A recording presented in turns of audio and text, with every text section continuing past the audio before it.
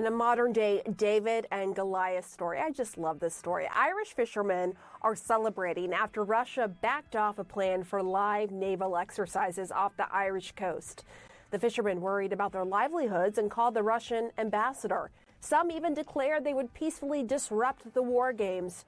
Russia listened, and its defense minister decided to relocate the drills as a, quote, gesture of goodwill. Last night, I spoke to one of the fishermen, and he said this was the best result for everyone.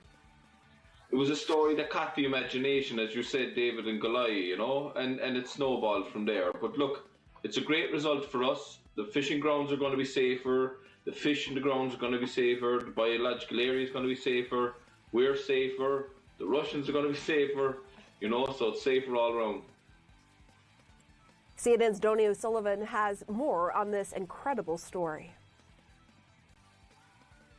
You can imagine, if the two of us are here and next thing a rocket goes flying over your head and you're going, Jesus, what was that? Irish fishermen worried about rockets that would be fired as part of a Russian military exercise off the Irish coast this week. We don't want anyone doing live fire in our waters. It's our backyard. It's where we make our living and our livelihood. Concern here in Castletownbere, a fishing village on Ireland's south coast, that Russian naval drills could pose a threat not only to the safety of fishermen, but potentially to the environment and fish stocks. We're worried about what damage this live fire might do to the fish stocks and the marine life. And there's whales and dolphins out there as well, and it's bound to interfere with them as well and frighten them. It'd frighten me if a bomb went off alongside me, so it's bound to frighten them. Fishermen like Alan Carlton had planned this week to go fishing off the Irish coast like he always does, despite warnings from the Russian embassy in Dublin that doing so could be dangerous. Just for we keep a lookout for other ships and things like that. And keep a lookout for the Russian Navy? Well, hopefully we don't see them. At O'Donoghue's pub on the Castletownbere harbour, locals worried about the Russian military. Fishermen in general are very anxious about the whole thing. People are worried, that it is affecting our fishing, it's affecting our safety of people. Fishermen turned diplomats.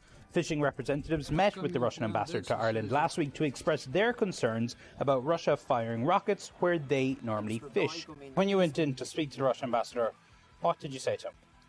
Well, first of all, we gave him some prawns. If you had a message for Vladimir Putin, what would it be?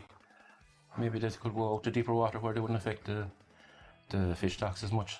And Saturday night, that's just what happened. The Russians saying after appeals from the Irish government and the fishermen themselves, Russia would move its ships further out to sea away from the Irish fishing boats.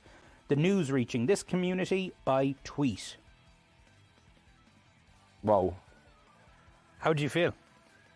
Shocked, really. I didn't think that little old us in the Irish South and West would have an impact on international diplomacy. Cheers! Cheers! The news a relief for the whole community here. You must have felt a great sense of relief, happiness. Well, everybody did. Everybody did. We're thinking of our stocks, our livelihoods. Are you hoping to have a good catch this week? Oh, hopefully, everyone's a good catch on the goat. And not catching any Russian ships? No, definitely not, no. Or any ships. That was our Donie O'Sullivan reporting.